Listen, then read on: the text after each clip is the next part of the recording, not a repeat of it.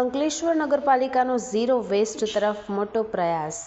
અંકલેશ્વર નગરપાલિકાએ સ્વચ્છતા અભિયાન અંતર્ગત શહેરને ઝીરો વેસ્ટ તરફ દોરી જવા મહત્વપૂર્ણ પગલું ભર્યું છે। સરકાર તરફથી મળેલી અંદાજે 2.5 કરોડ રૂપિયાની ગ્રાન્ટથી ચૂકવાયેલી પ્રોજેક્ટને આધુનિક અને વૈજ્ઞાનિક પદ્ધતિથી કાર્યરત કરવામાં આવ્યું છે। શહેર અને નોટિફાઈડ વિસ્તારોમાંથી દરરોજ અંદાજે 100 મેટ્રિક ટન જેટલો ઘન કચરો નીકળે છે, જે અગાઉ સુકાવલી ખાતે ખુલ્લેઆમ સળગાવવામાં આવતો। નાગરિકોના વિરોધ અને ગુજરાત પ્રદૂષણ નિયંત્રણ બોર્ડની સૂચનાઓ બાદ હવે આ કચરાનો વૈજ્ઞાનિક નિકાલ ફરજિયાત બન્યો છે। આ પરિસ્થિતિને ધ્યાને લઈ નગરપાલિકાએ ટેન્ડર પ્રક્રિયા દ્વારા સુકાવલી વેસ્ટ મેનેજમેન્ટ સાઇટ ખાનગી ઇજારદારે સોંપી છે।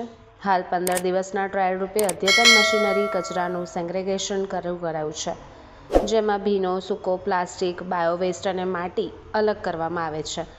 આ પ્રક્રિયામાં પ્રતિ ટન ₹1000નો ખર્ચ થશે, જેમાંથી રાજ્ય સરકાર ₹725ની સહાય આપશે। બાકીનો ખર્ચ નગરપાલિકા દ્વારા ચૂકવવામાં આવશે।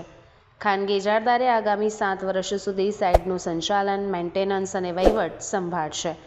વેસ્ટ મેનેજમેન્ટ સાઇટ પરથી તૈયાર થતું કમ્પોસ્ટ ખાતર વેચાણ માટે ઉપયોગમાં લેવાશે અને ભવિષ્યમાં સુકાવલી વિસ્તારમાં વનીકરણ માટે અનુકૂળ પરિસ્થિતિ ઊભી કરાશે। અંકલેશ્વર નગરપાલિકાનો આ પ્રયાસ શહેરને સ્વચ્છ, પ્રદૂષણ મુક્ત અને ઝીરો વેસ્ટ તરફ દોરી જવાનો મહત્વપૂર્ણ પ્રયાસ ગણાઈ રહ્યો છે। સ્વચ્છ ભારત મિશન અંતર્ગત અંકલેશ્વર નગરપાલિકાને 2.75 કરોડ રૂપિયાની મામલો રકમ ફેસ વેસ્ટ પ્લાન્ટ માટે ફાળવવામાં આવી હતી, જે આજ રોજ અમારા ડમ્પિંગ સાઇટ ઉપર એનો ટ્રાયલ બેઝ શરૂ છે ને આવનારા દિવસોમાં આ પ્લાન શરૂ થઈ જશે અને એમાંથી જે આરડીએફ જે છૂટો પડે છે એ આરડીએફ સંપૂર્ણપણે એ એજન્સીએ અહીંયાથી લઈ જવાનો રહેશે અને એમાંથી જે માટી નીકળે છે એ માટી ગાર્ડનિંગ માટે અને એગ્રીકલ્ચર માટે ઉપયોગ થશે અને આ અંકલેશ્વર શહેરમાંથી જે રોજે રોજ 40 ટન કચરો આવે છે એ જેવો આવશે તેવો 24 કલાકની અંદર સંપૂર્ણ આ પ્લાન દરમિયાન ક્લિયર થઈ જશે। અને જે હાલ આપણે તમે બીજો પ્લાન જોયો છે એ લેગેસી વેસ્ટનો છે। અંદાજિત અમારી પાસે 27,000 ટન જેટલો ઘન કચરો સ્ટોરેજ હતો, એમાંથી 13,000 ટન કચરો લેગેસી પ્લાન્ટ દ્વારા એજન્સી દ્વારા નિકાલ કરવામાં આવ્યો છે અને એ પ્લાન્ટની અંદર પણ જે આરડીએફ છે એ અહીંયાથી લઈ જવાનો નિકાલ કરવાનો સંપૂર્ણ જવાબદારી એજન્સીની રહેશે। અને આવનારા દિવસોમાં આ અમારા ડમ્પિંગ સાઇટ ઉપર તમે એક સુંદર વન જોવા મળશે અને બગીચો જોવા મળશે। અંકલેશ્વર નગરપાલિકા આ દિશામાં હાલ અત્યારે કામ કરી રહી છે અને તમે જે ફ્રેશ વેસ્ટ પ્લાન જોયો એ ભરૂચ જિલ્લામાં અંકલેશ્વર નગરપાલિકા પ્રથમ નંબરે છે કે જેમણે આ પ્લાન શરૂ કરી દીધો છે। અંકલેશ્વર નગરપાલિકા દ્વારા સુકાવલી ડમ્પિંગ સાઇટ ઉપર ફ્રેશ વેસ્ટનો પ્લાન્ટ શરૂ કરવામાં આવ્યો છે, જેની અંદાજિત કિંમત 202 કરોડ ને 75 લાખ જેવી છે।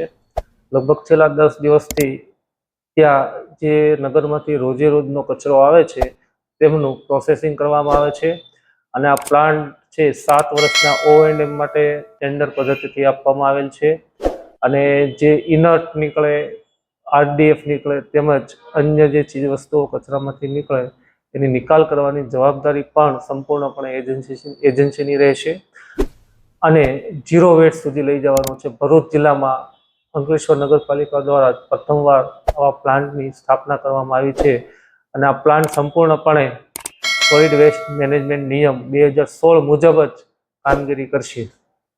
કેટલો ખર્ચો પર ટન આપણે પર ટન છે 1025 રૂપિયા આપવામાં આવેલ છે અને એનું પણ ટેન્ડર કરીને ભાવો મંગાવવામાં આવેલા હતા, તેમજ અમારી વડી કચેરીમાંથી પણ એમની મંજૂરી લેવામાં આવેલ હતી।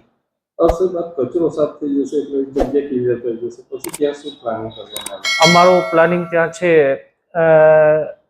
ફોરેસ્ટ એટલે કે ત્યાં આપણે પ્લાન્ટેશન કરવાનું છે, બેસવા માટેની બેન્ચીસો મૂકવાની છે અને અમારો ટાર્ગેટ છે 2 મહિનામાં લગભગ અમારી આખી સાઇટ ક્લિયર થઈ જશે, કારણ કે સાથે સાથે લેગેસી વેસ્ટની પણ કામગીરી અત્યારે પૂરજોશમાં શરૂ છે। તેમને પણ અમે નાઇટમાં કામગીરી કરવાની મંજૂરી આપવામાં આવેલી છે।